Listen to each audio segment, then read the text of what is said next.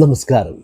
Kerala Blasters ഇത്ര ദയനീയമായി കളിക്കുന്ന ഒരു കളി സ്വന്തം പിച്ചായ കേരള ബ്ലാസ്റ്റേഴ്സിൻ്റെ കൊച്ചിയിലെ പിച്ചിൽ ഇന്ന് മര്യാദയ്ക്ക് കളിക്കാൻ പോലും അവർക്ക് പറ്റിയില്ല. കാരണം നമ്മൾ ബോംബെക്ക് വേണ്ടിയിട്ട് തോറ്റു കൊടുക്കുന്നതിന് തുല്യമായിപ്പോയി. വല്ലാത്തൊരു കളിയാണ്. നിരാശാജനകമായ കളി എന്ന് പറഞ്ഞാൽ പല ഗോളുകളും അടിക്കാൻ പറ്റുന്ന ഒരു മര്യാദയ്ക്ക് കളിക്കാൻ പോലും ഇന്ന് കേരള ബ്ലാസ്റ്റേഴ്സ് കഴിഞ്ഞില്ല. ഈ സീസണിലെ ആദ്യ ഹോം മത്സരമായിരുന്നു കേരള ബ്ലാസ്റ്റേഴ്സിൻ്റെ. പക്ഷേ എന്നാ പറയണ്ടേ, വളരെ നിരാശാജനകമായിട്ടുള്ളൊരു കളിയായിപ്പോയി. വല്ലാത്തൊരു അവർ മനഃപൂർവ്വം തോറ്റു കൊടുക്കുന്ന പോലെ പലപ്പോഴും തോന്നി. ആദ്യ പകുതി ഏറ്റവും കൂടുതൽ ആദ്യ പകുതിയിൽ തോറ്റു കൊടുക്കുന്ന തോന്നി. ആ ചാന്തയുടെ ഒരു ഗോൾ കൊണ്ടാണ് മുംബൈ FC ജയിക്കാനുണ്ടായ മെയിൻ കാരണം എന്ന് പറയുന്നത്. ഒരുപാട് ഗോൾ അടിക്കാനുള്ളത് ബ്ലാസ്റ്റേഴ്സ് ഇങ്ങനെ സ്വന്തം ഹോം ഗ്രൗണ്ടിൽ ഇത്രയും വിവാദങ്ങൾ ഉണ്ടായിട്ട് പോലും ഒന്നും മര്യാദിച്ച് കളിച്ച് ജയിക്കാൻ പോലും ഇവർക്ക് സാധിച്ചില്ലെന്ന് പറഞ്ഞാൽ ഭയങ്കരം തന്നെ.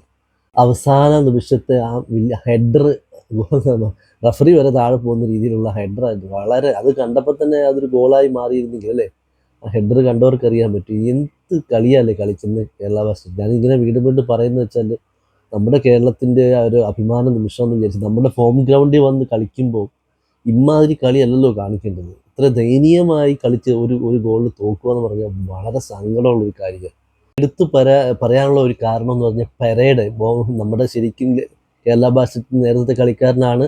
ഇപ്പോൾ മുംബൈ FCക്ക് വേണ്ടി കളിക്കുന്ന പെരേഡയുടെ ആ ഇതാണ് ഏറ്റവും വലിയൊരു ഷോട്ടാണ് പെനാൽറ്റി ഷോട്ട് ചെയ്തത്. ആ ഒരു ഷോട്ട് പക്ഷെ അത് ഗോളായി ഗോൾ കീപ്പറുടെ കയ്യിലേക്ക് വരുന്നതിന് മുമ്പ് പുള്ളി എന്നാ പറയണ്ടേ, ഭയങ്കര ആർമാദിച്ച് ഗോളടിച്ചതെന്നും പറഞ്ഞ് പുള്ളിയുടെ ആഹ്ലാദം കഴിഞ്ഞപ്പോഴത്തേക്ക് തിരിഞ്ഞു നോക്കുമ്പോഴാണ് ഗോളായത്. അതായത് ഏറ്റവും നല്ലൊരു മൂമെൻ്റ് എന്ന് പറയുന്നത്.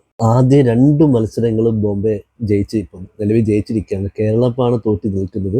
ആദ്യ പകുതിയിലെ രണ്ടാമത്തെ ഇതിലാണ് ശരിക്കും ഒരു ഗോൾ അടിച്ചുകൊണ്ട് ഈ ദയനീയമായ പരാജയം കേരളം ഏറ്റുവാങ്ങി. കേരള ബ്ലാസ്റ്റേഴ്സ് ഏറ്റുവാങ്ങി. ഇത് വളരെ ദയനീയമായ പരാജയം എന്ന് പറയും. സീസണിലെ ഏറ്റവും ദയനീയമായ 2 പരാജയങ്ങൾ ഏറ്റുവാങ്ങിക്കൊണ്ടാണ് ഈ ടീം ഇങ്ങനെ പോയി കഴിഞ്ഞ് കഴിഞ്ഞാൽ എവിടെ എത്തുമെന്നൊന്നും പറയാൻ പറ്റില്ല. മറ്റൊരു വീക്ഷണവുമായി നമുക്ക് ഒരു വിശേഷവുമായി കണ്ടുമുട്ടാം. Okay, by.